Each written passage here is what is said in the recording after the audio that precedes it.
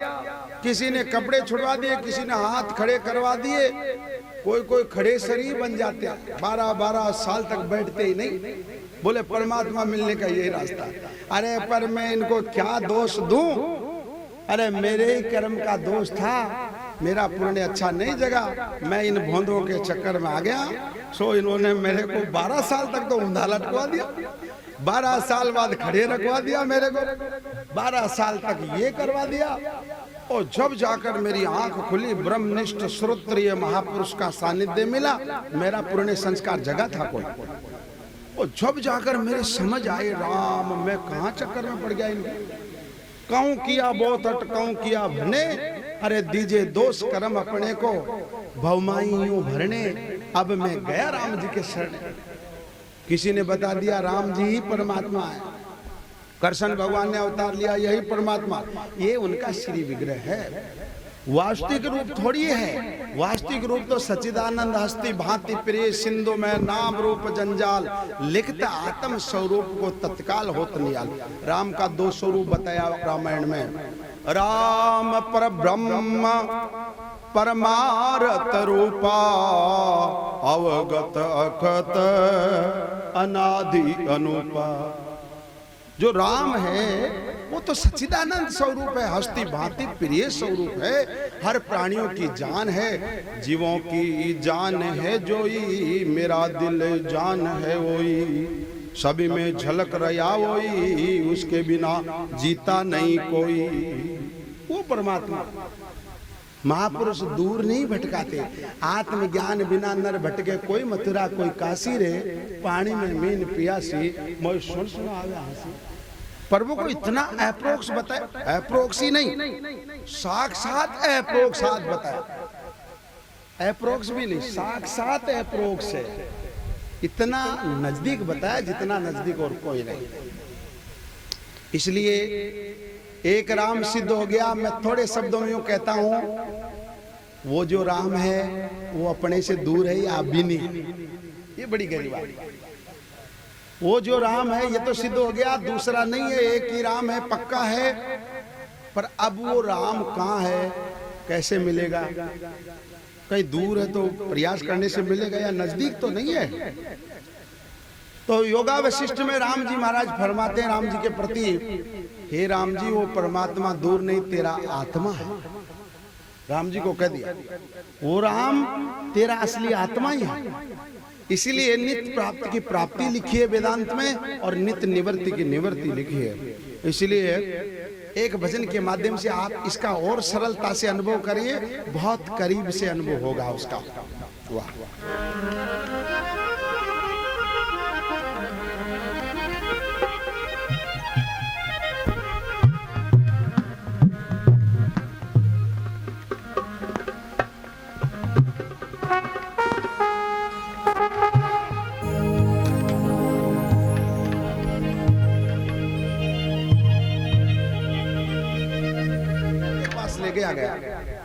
जब उस गारडू के पास ले जाया गया तो उसने उसको झाड़ा लगाया।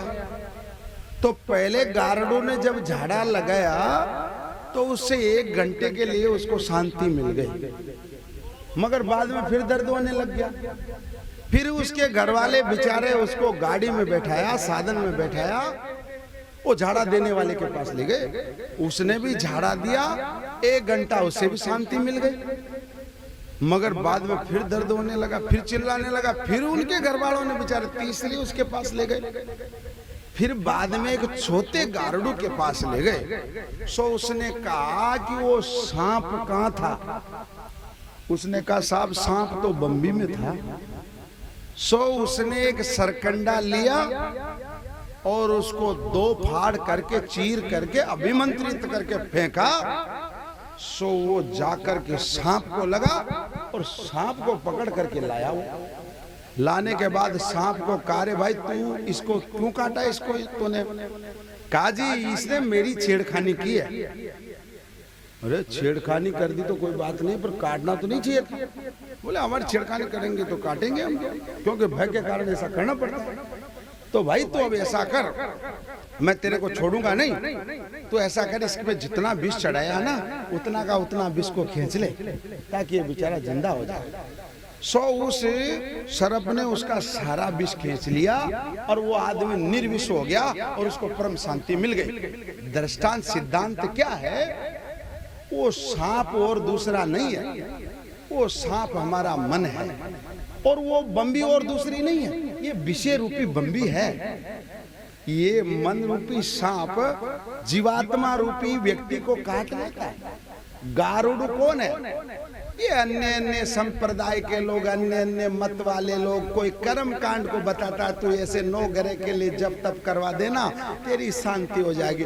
1 महीने तो शांति हो गई, मगर दुख तो नहीं गया जड़ से। ओहो, फिर कोई दूसरे गारुड़ के पास चला गया, कोई ज्योतिषी ने उसको योग आदि बता दिया और कुछ क्रिया बता दी, थोड़े दिनों के लिए दुख से शांति मिली, पर जड़ से दुख नहीं गया। ऐसे तीनों के पास जाने के बाद भी दुख से छुट्टी नहीं मिली। चौथा गारुड़ ब्रह्म ज्ञानी सदगुरु है। चौथा गारुड़ कौन है? जो ब्रह्मवेता है, ब्रह्म ज्ञानी है। और वो सरकंडा क्या है ये भी बता देता हूँ। यानी वेद की जो सुरती माता, उसका नाम सरकंडा है। और उसमें जो मंत्र करके जो फेंका वो क्या है? वो तत्वमसि आदि महावाक्य रूपी मंत्र है। और वो जो उसको चीरना सो क्या है? यानी दोनों को चीर करके फेंकाना सांप को पकड़ने के लिए।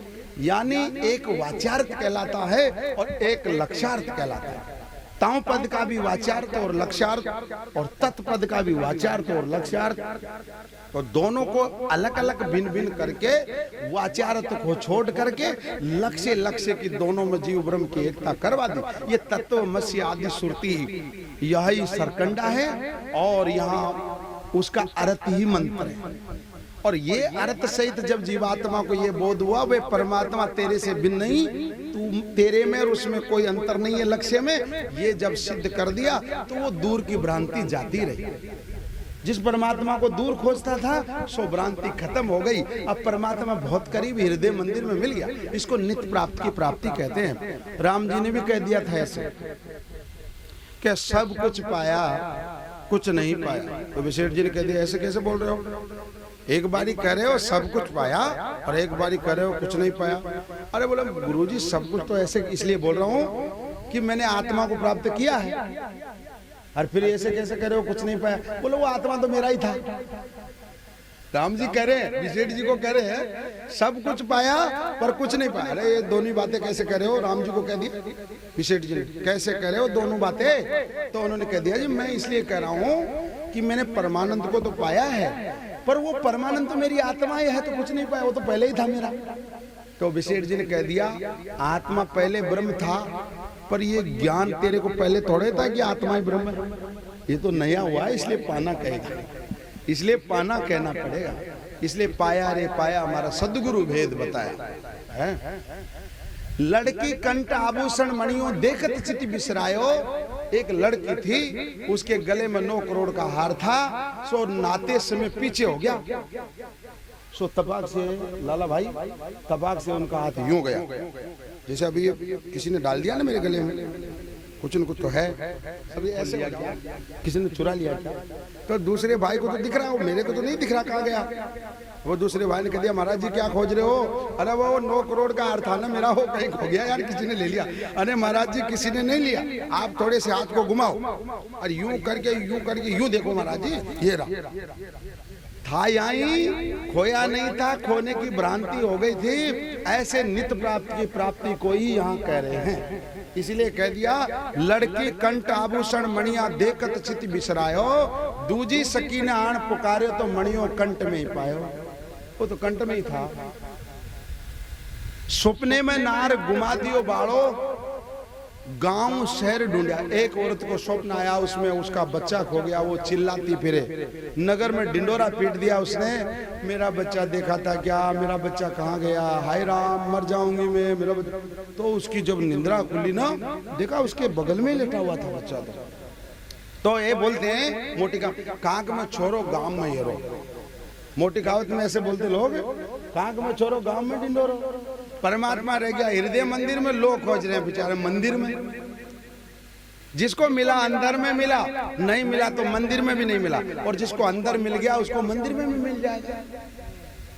हरि व्यापक सर्वत्र समाना, प्रेम ते प्रगट होई मैं जाना।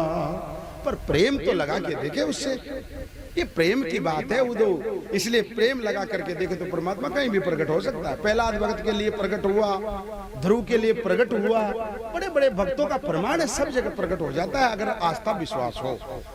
इसलिए आज कल सुबह हमारे को लोगों ने कहा, महाराज जी आपने गलत समय में सत्संग रख लिया, बरसात आ जाएगी जो बरसाती टेंट लगाओ ये लगाओ।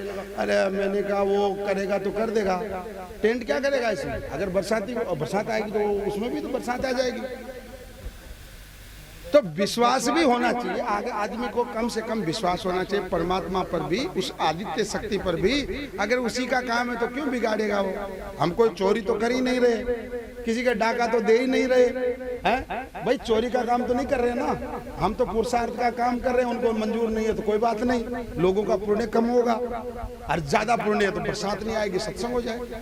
दोनों ही तरफ फायदा है। सत्संग होवे तो वेलकम, सत्संग होवे तो वेलकम, और ना होवे तो भी वेलकम। सही है कि नहीं। तो दूसरा दृष्टांत ये दे दिया।